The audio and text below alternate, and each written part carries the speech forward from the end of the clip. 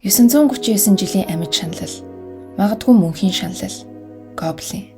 2016 онд нээлттэй хийж байсан 16 ангитай K-драма бөгөөд Ким Ён Сок кино зохиолчийн бүтээл. Зохиолч нь The Glory, Mr. Sunshine, The Hearse гэх мэт K-драмануудыг бас бичсэн.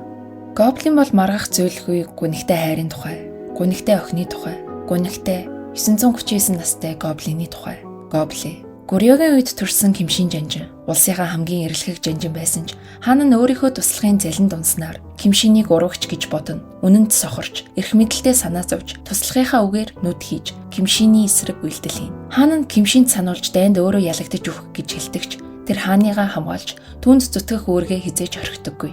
Эцэст нь хаан нь уур хилэнгээсээ болж өөрийн хайртай хатан болох Кимшиний дүүг хороож, дайнд ялж ирсэн цэргүүдээ ч хороож, Кимшинийг ч хамгийн сайн андаар нь сэлэн зоолгож хороолгадаг ба андыг нь ч хороодог. Гурьёгийн хүмүүс Кимшинд хайртай байсан ба олон хүмүүсийн залбирлын ачаар тэр гоблин болсон. Тэр өвхөшгүй мөнхийн дийлдэшгүй яг л бурхан мэд хүчтэй болсон ч өөрийн гунигт дурсамжуудаа зүрхэндээ үүрт тээж амьдрах шийтгэлтэй болсон. Зүрхэндээ гунигтэй, цээжиндээ сэлэнтэй бүгдэд нь зоолгуулсан тэр ямар ч дурсамжаа мартаж чадахгүй. Магадгүй мартахыг хүсдэггүй нэг тал өөртөө ч бий. Ер нь дүүгээ чухал хүмүүсээ хэн л мартахыг хүсэх билээ. Заримдаа бид хамгийн гунигтай дурсамжаа мартахыг хүсдэггүй. Учир нь хамгийн гунигтай тэр дурсамж магадгүй хамгийн хайртай хүнтэй мань холбоотой. Цаашлаа түүнийг сануулгах эцсийн дурсамж байх үе байдаг болохоор л тэр байх.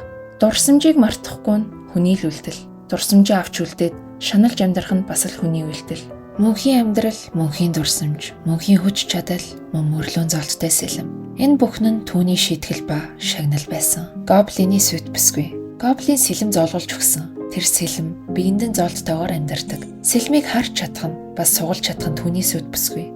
Гоблин бүхнийг амьдруулж бас алж чадахын зэрэгцээ. Хүмүүсийн залбирлыг их бага хэмжээгээр сонсдог. Тэгсэн гэлээ шүндлэнгийн хүний амьдралд оролцоод байдаггүй ба тийм хүсэлч түнд байхгүй. Нэг цастай өдөр хевлийдээ үрээ тээсэн. Машинд дайруулчихад үхэх гээд хэвтэж байсан нэгэн ээжийн хүслийг тэр сонссон.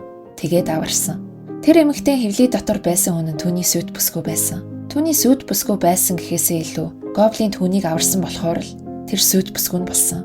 Хэн нэгний амьдралд оролцож, аварч алхаа болсон тэрээр хэдэн 100 жилийн дараа нэгэн хоёр хүний амийг аварснаар сүт бүсгүйгээ амьдруулсан. Сүт бүсгүй хувь тавилан өрөвдөлтэй. 9 настайдаа ээжигээ алддаг. Алдсныхаа дараа эрэлгийн элч хүртэл амьдрах ёсгүй алдагдсан сүнс гэж түүнийг хайж ирнэ. Гоблинтэй холбогдсон түүний хувь тайлан ийм л гансран бол нөгөө талаар анхнаасаа амьдрах хувь байгаагүй тэр хэдийн ам гараад амьдраад л явж байгаа ч гэж харж болно. 9 настайдаа ээжигээ төрсөн өдрөөрөө алдах үед дахиж хизээж тоортлоо үлээж хүсэл мэтийн юм өсөхгүй гэж өөртөө амладаг. Тэр үеэс л эхэлж магадгүй амьдралынхаа итгэлийг алдсан гэж хэлж болохоор хязгааргүй ганцаардлын ангал руу живчгсэн юм шиг. Харин 19 насныхаа төрсөн өдрөөр ганцаараа ирэг дээр сууж байгаад 3 хүсэл үсч хизээж дахиж тоортлаа гэхгүй гэсэн тоортлаагаа бариад хүслээ үсээд үлээчихдэг. Яг л амьдралынхаа итгэлийг зүрхэн дотроо дахин гэрэл төлсөн мэт. Тэгээд л гоблин гарч ирнэ. Уг нь анхнаасаа үлээвэл тэхэл байсан. Гэхдээ үлээгээгүй болохоор тэгээгүй. Үлээлт магадгүй гол дүрийн амьдралынх нь итгэл байсан байх.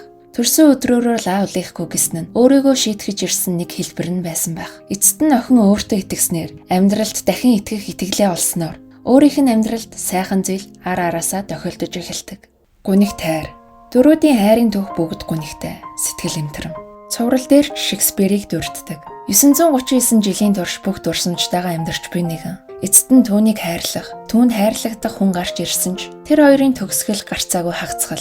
Хэрвээ үүнээс зөрвөл аль нэг нь маргаангүй үхэл. Гоблин анхнаасаа бүхнийг мэдэж харилцаагаа эхлүүлсэн. Тэр хэдэн 100 жил амьдарсан амьдралаасаа салах бэлтгэлээ хийхийг хичээхийн хажуугаар хувь тавиланд бичигдсэн харилцаагаа үргэлжлүүлдэг. Удалгүй харилцаа нь илүү гүн болж, гоблины хувьд хамгийн хэцүү зүйл нь сүд бүсгүйгээ орхих болдог. Сэлмийг сугалвал үхэн гэж бодохгүй явсаар байсан сүд бүсгүй. Тэрийг нь хэлэхгүй байсаар байсан гоблин. Эцэст нь мэдсэн сүд бүсгүй ба сэлмээ сугалуулахыг гуйсан гоблин. Өөрсдийн дотоод болон гадаад зөрчил. Энэ нь тэдний түүхийг улам гунигтай мөртлөө хайр татан болгоно. Эрэлгийн элч ба дахианы газрын эзэн. Өмнөх насандаа гунигтай төгсгөлөөр дууссан хайрын түүхтэй байсан ус. Энэ насандаач бас гунигтай учралтай. Энгийн хүн болон эрэлгийн элч ирлээгээд нийлж гэж болохгүй. Хайртайгээд хамт байцгаж чадахгүй. Урд насандаа хайрлаж байсан хайр нь халгай болсон тэдний учрлын төгсгөл болох эрэлгийн элч өөрийг нь ч бас ахыг нь ч алсан гэдэг өмнөх насныхаа үнэн олж мэдээцгээдэг. Нөхөрлөл ба дайсан.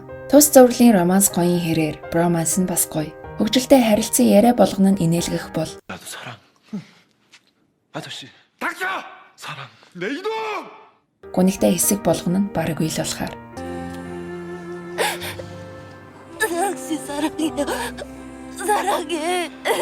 Гоблин эрэлгийн элч хоёр сайн найзууд болцоосон байдаг ч эрэлгийн элчийн өмнөх нас нь гоблины дайсан байсныг мэдեցгэдэг. Гоблиныг хамгийн их өөрийг нь шаналгаж энэ мянган жилийн ганцаардал руу живүүлсэн тэр хүн. Эрэлгийн элч өмнөх наснаасаа юу ч санахгүй. Тэгсэн ч тэр гимжсэн бол гоблин тэр бүгдийг нь мэдхийн зэрэгцээ бүхнийг сансаар байх ч шууд уучлж чаддаггүй.